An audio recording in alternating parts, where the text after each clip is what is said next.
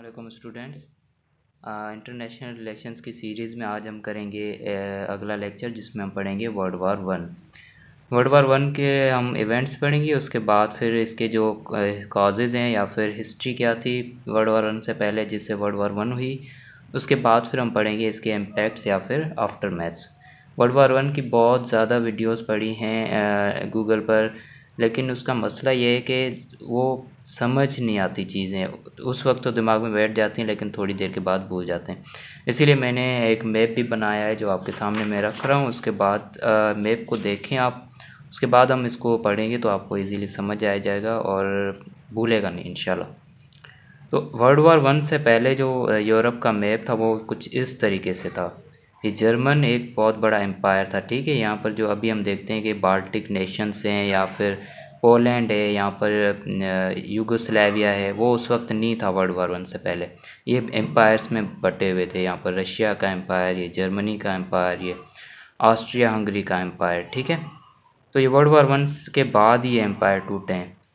तो अगर हम ये आप थोड़ा सा देख लें, उसके बाद हम शुरू करते हैं इवेंट्स को जो वर्ल्ड वार वन के कॉजेज़ भी बने थे। तो इवेंट्स की अगर हम बात करें तो ये आपने चार जो हैं एम्पायर्स हैं या फिर देश हैं, मुल्क हैं, इनको आपने माइंड में रखना है। बिकॉज़ बोस्निया एक बहुत ज़्यादा इम्पोर्टेंट है वर्ल्ड वार वन के लिए, याद करने के लिए। तो बोस्निया, ऑस्ट्रिया हंगरी, सर्बिया और ऑटोमन एम्पायर, ये क्या किस में आते थे?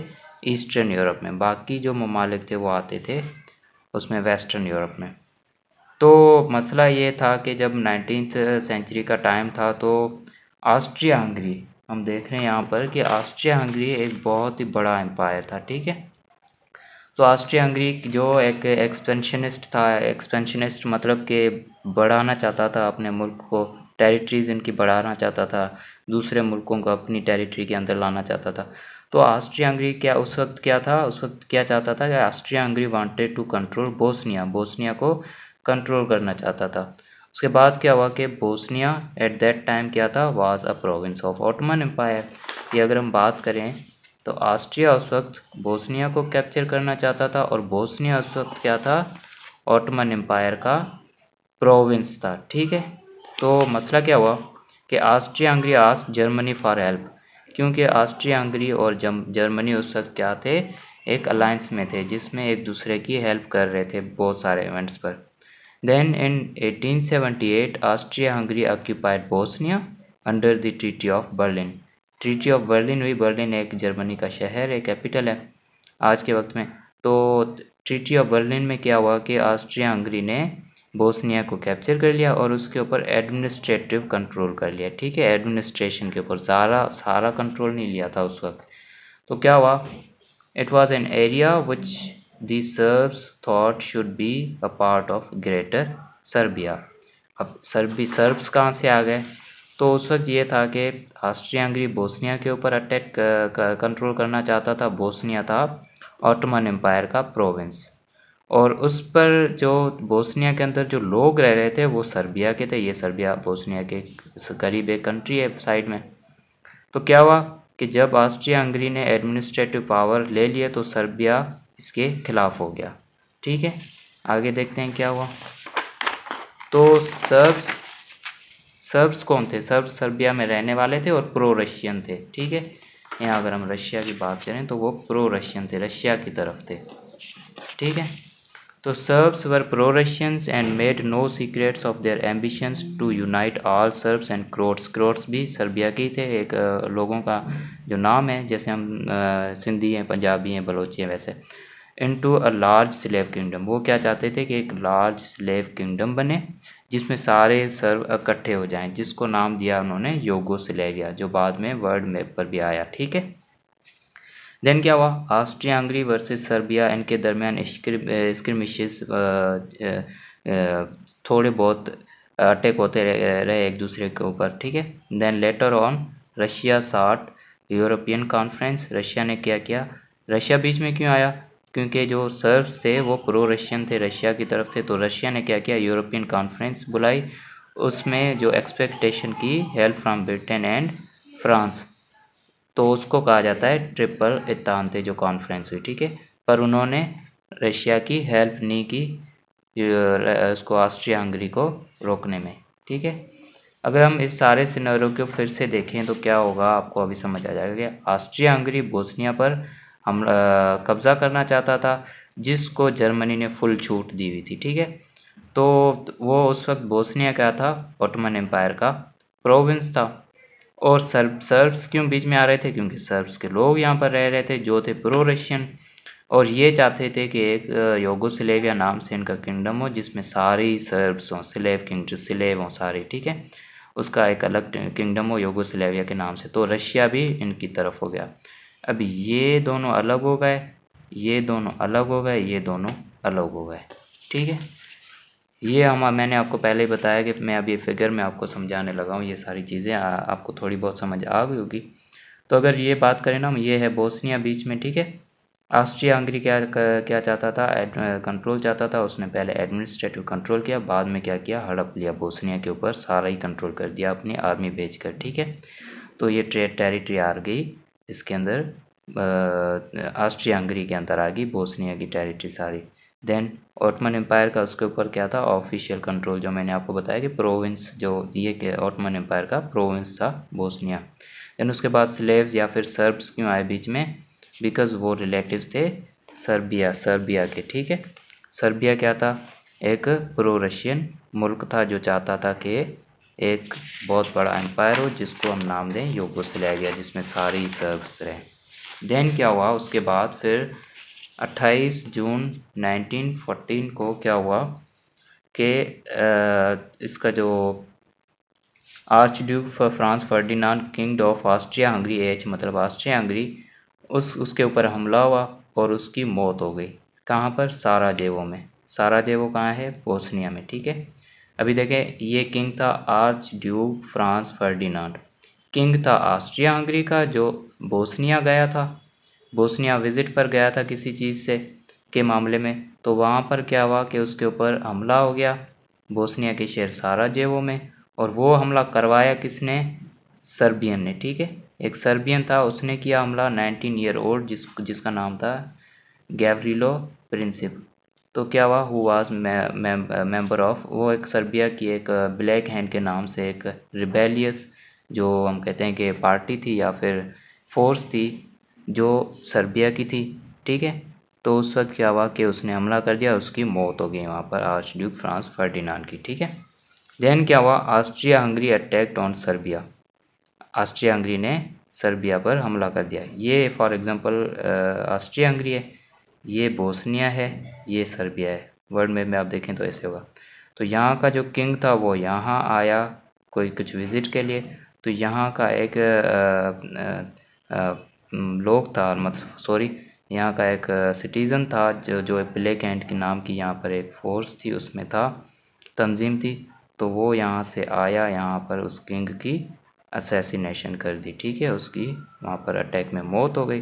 तो ऑस्ट्रिया हंगरी ने यहाँ पर सर्बिया की टेरिटरी के ऊपर हमला कर दिया। बोस्निया तो इसकी टेरिटरी के अंदर ही आ गया था, इसकी ऑस्ट्रिया हंगरी की। ठीक है, देन क्या हुआ कि जब इसने हमला किया ना, इसने हमला ऐसे ही नहीं किया, इसने पहले जर्मनी से पूछा, यहाँ पर जर्मनी आता है ऊपर, जर्मनी से पूछा कि मैं हमला करूं, तो जर्मनी ने ब्लैंक चेक दे दिया। ब्लैंक चेक मतलब फुल छूट दे दी, आप हमला करो, आपके ऊपर कोई आएगा तो हम उसके ऊपर हमला करेंगे। ठीक है, आई होप आपको ये सारी चीज़ें समझ आ गई होगी। तो ऐसे यहाँ पर इवेंट्स जो लीड करते हैं वर्ल्ड वार वन को, वर्ल्ड वार वन शुरू हो गई। ठीक है, अब देखते हैं कि ये तो थे हमारे पास इवेंट्स से हमने देखे, कौन इन इवेंट्स के रीजंस क्या थे, क्यों ये इवेंट्स हुए। तो उनके रीजंस या फिर causes of world war one थे। सबसे पहले हम देखते हैं मेन, इस ट्रिक टू रिमेंबर, मतलब मेन मतलब मिलिट्रिज्म, अलायंसेस और इंटरनल डिससेटिस्फिकेशन, नेशनलिज्म, वो यूरोप के अंदर बढ़ रही थी। ये चार चीज़ें जिसकी वजह से वर्ल्ड वार वन हुई। फॉर एग्जांपल आपको एग्ज़ाम में पूछते हैं कि वर्ल्ड वार वन के काजेज क्या थे, तो आप ऐसे ही तो नहीं लिखोगे ना कि उसकी डेथ हो गई, जो मैंने आपको इवेंट्स बताए, इवेंट्स आपको बताए ताकि आपको याद रहें चीज़ें। उसकी जो एग्ज़ाम में आप लिखोगे वो ऐसे लिखोगे कि मिलिट्रिज्म या फिर अलायंसेस, इंटरनल डिससेटिस्फेक्शन या नेशनलिज्म। ठीक है, तो सबसे पहले हम ये मैंने मेन क्यों लिखा है MAIN, ताकि आपको भूले ना, आपको आसानी से याद हो जाएगा अभी।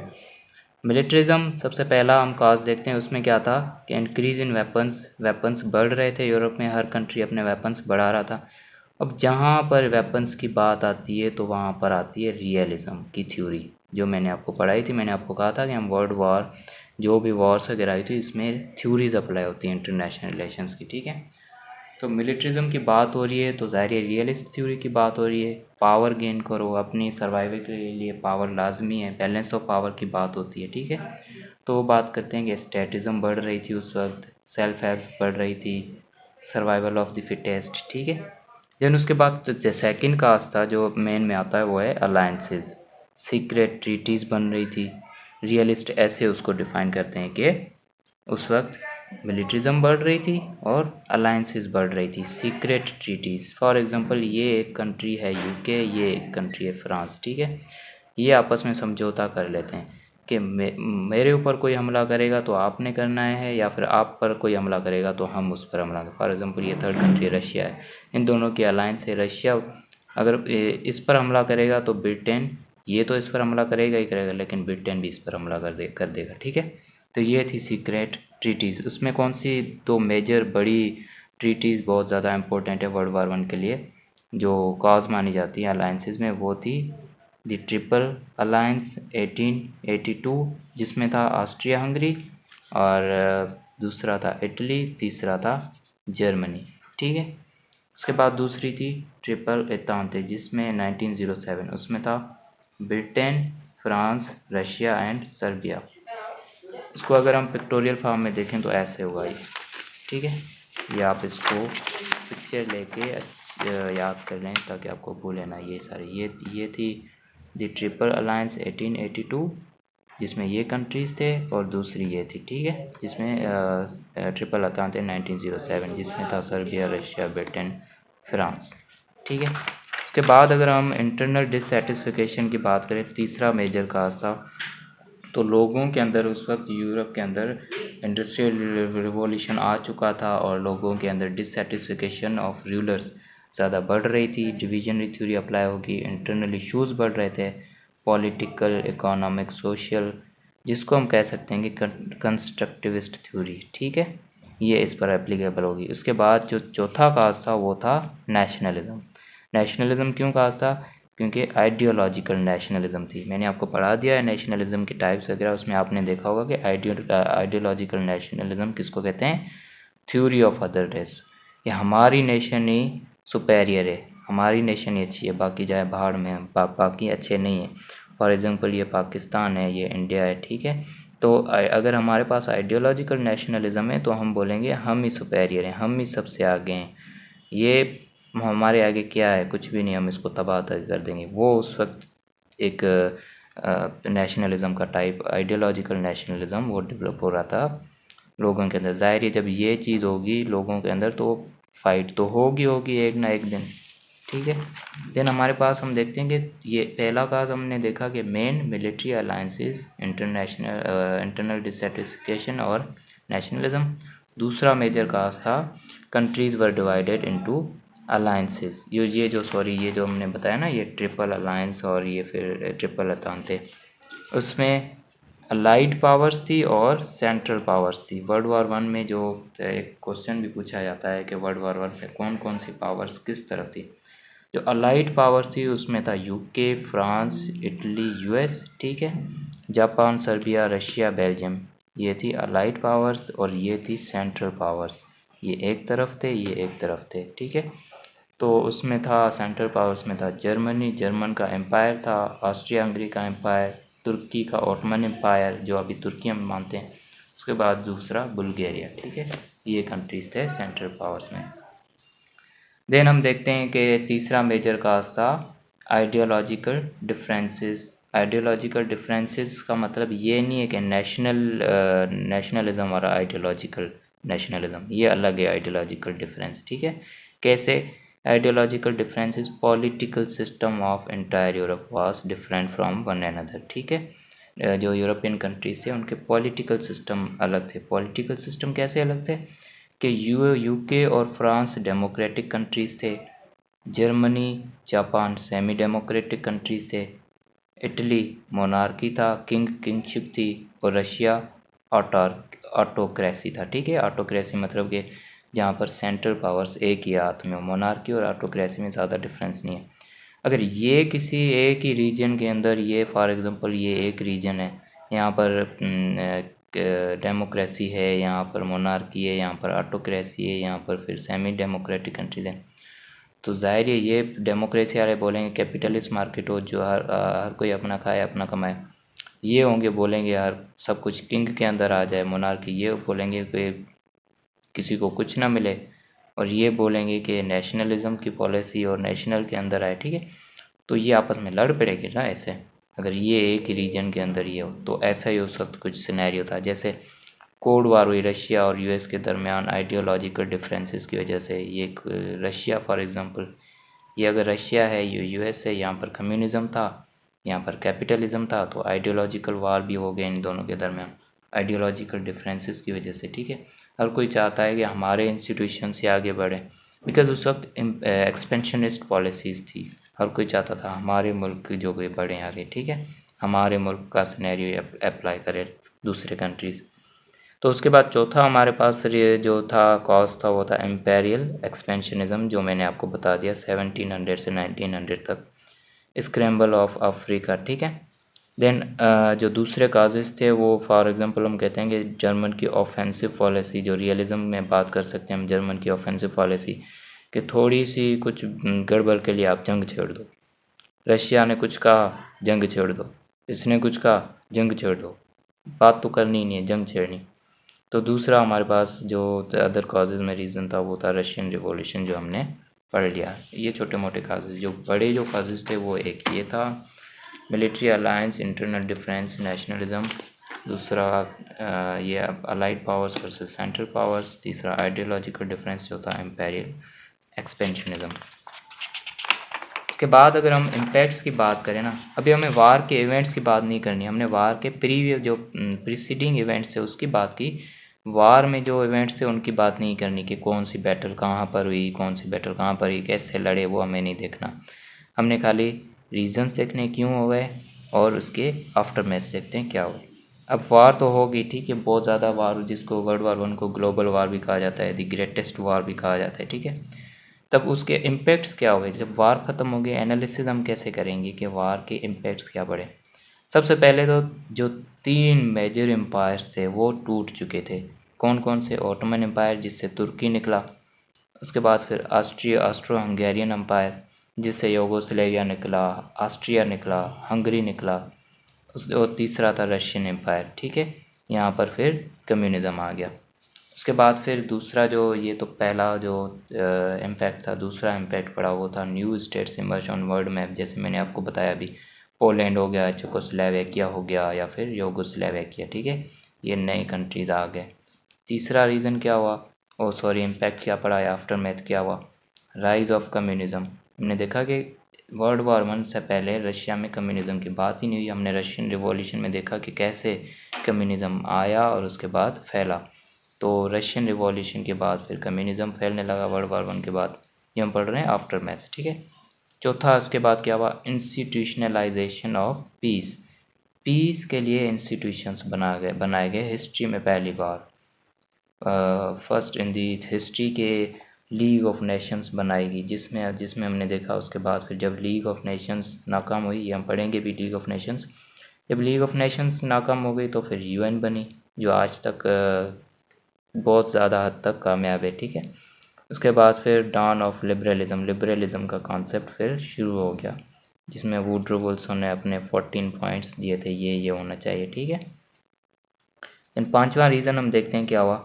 Germany was reprimanded. ये जो रीज़न था ना, जर्मनी वाज रेप्रिमांडेड, इस रीज़न की वजह से वर्ल्ड वार 2 फिर से हुई। ठीक है, वर्ल्ड वार 1 के बाद उन्होंने लोगों ने कहा कि this is the greatest war of history, इसके बाद कोई वार नहीं होगी ऐसी। तो वर्ल्ड वार 2 हुई, तो वो तो हम देखेंगे नेक्स्ट लेक्चर में। तो उसका जो मेजर काज था वो ये था, जर्मनी वाज रेप्रिमांडेड। जर्मनी वाज रेप्रिमांडेड मतलब कि एक ट्रीटी हुई फ्रांस, यूके और जर्मनी के दरमियान, जिसमें ये तय किया गया, इस ट्रीटी को कहते हैं ट्रीटी ऑफ वर्सेल्स। आर्टिकल 231 में ये कहा गया कि जर्मनी को अब ज़्यादा एक्सपेंशन नहीं करना पड़ेगा, जर्मनी के ऊपर सैंक्शंस लगाए गए, इम्पोज किए गए, ठीक है, कि जर्मनी का जो टेरिटोरियल जो चेंज था वो था 11% लैंड मास छीन लिया गया, जिसमें 11 मिलियन पॉपुलेशन इनकी चली गई। उसके बाद जर्मनी के इलाके मोर्सनेट बेल्जियम को दिया गया और अलासे लॉरेन जो फ्रांस को दिया गया। देन मिलिट्री रिस्ट्रिक्शंस लगाए गए जर्मनी के ऊपर, no more than 1 lakh soldiers वो नहीं रख सकते। उसके बाद फिर सबमरीन्स 15,000 से ज़्यादा, नेवी भी नहीं रख सकते, ठीक है। तो जब ये चीज़ें हुई तो फिर वर्ल्ड वार 2 हुई, ठीक है। देन उसके बाद फिर इसका जो ये हमने कितने बड़े 5 बड़े, छठा जो इम्पैक्ट था वो था colonies were given to mandates of league of nation. अब लीग ऑफ नेशन जब हम पढ़ेंगे, ठीक है, तो उसमें हम पढ़ेंगे इसकी जो ब्रांचेस कौन कौन सी कैसे काम करती है लीग ऑफ नेशंस। तो उसमें एक ये था मैंडेट्स वाला सिस्टम, ठीक है, मैंडेट्स, जिसमें ये था कि उस वक्त कॉलोनीज थी ना, फॉर एग्ज़ाम्पल इसकी जो यूके की कॉलोनी हो गई, जो सऊदी अरेबिया हो गई फॉर एग्ज़ाम्पल, ठीक है, या फिर फ्रांस की कॉलोनी हो गई, लीबिया हो गई। उस वक्त कॉलोनीज़ वाला सिस्टम था। तो कॉलोनीज़ थी ना ये अरेबिया और ये लीबिया, ये दी गई मैंडेट्स को कि आप इसको हैंडल करो, ठीक है, ये हमारा कुछ आए न जाए। तो ये हुआ कि ये मैंडेट्स को दी गई, और जो लीग ऑफ नेशंस के जो मैंडेट्स काम करती है वो डिफरेंट कंट्रीज़ होते हैं, जनरल असेंबली में वो तय करते हैं कि क्या होना है, ठीक है। तो जब वो ये कॉलोनीज़ दी गई उसके बाद हम देखें नेक्स्ट लेक्चर में देखें क्या हुआ। अभी फ़िलहाल हमें इतना ही पढ़ना है कि colonies were given to mandates of league of nations. उसके बाद फिर 14 पॉइंट्स ऑफ वुडरो विल्सन जिससे लीग ऑफ नेशंस बनी, जिसके बाद फिर लिबरलिज्म का कॉन्सेप्ट आया, ठीक है। पीस को इंस्टीट्यूशनलाइज करो, इंस्टीट्यूशनलाइज मतलब कि आप एक ऐसा प्लेटफॉर्म बनाओ जिसमें सारी कंट्रीज़ हों जो पीस पर काम करेंगे, पीस को प्रमोट करें। अगर कोई जंग करता है तो उसको रोकें, सारे मिलकर इकट्ठे होकर रोकें, ठीक है। तो ये थे हमारे पास, हमने देखे वर्ल्ड वार 1 के जो इवेंट्स, प्रीसीडिंग इवेंट्स, उसके बाद फिर काजेज़, उसके बाद फिर इसके आफ्टर मैथ्स क्या थे उसके एनालाइज कर दिया वर्ल्ड वार 1 को। होप कि आपको ये सारी चीज़ें समझ आई होगी। देन नेक्स्ट लेक्चर में पढ़ेंगे वर्ल्ड वार 2।